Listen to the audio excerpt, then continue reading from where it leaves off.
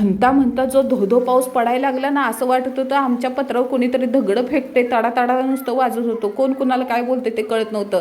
म्हणलं ह्यो चान्स आहे, कधी भिजायला भेटत नाही, आज मस्तपैकी मन भरून भिजून घ्यायचं. एकदम हिरवींसारखं भिजलोय बघा. व्हिडिओ सगळं काढले ती. फक्त एकच हे जो पाऊस अचानक आला ना, मस्तपैकी साडी बिडून मी असून असल्या निसर्गरम्य वातावरणात व्हिडिओ काढला असता, पण साडी घालायचा चान्सच नाही भेटला. एवढं एन्जॉय करत होतो तोपर्यंत धाडकीना वीज अशी पडली ना, अशी टरकली, सगळ्यांची टरकून हातामध्ये आली. असं जे सगळे 80च्या स्पीडनं घरात घुसले ना, आणि सगळं शांत झाल्यानंतर असलं हसायला आलं ना स्वतःनंतर. अरे कसला पाऊस पडत होता, हवा आडवी तिडवी, पाऊस आडवा तिडवा.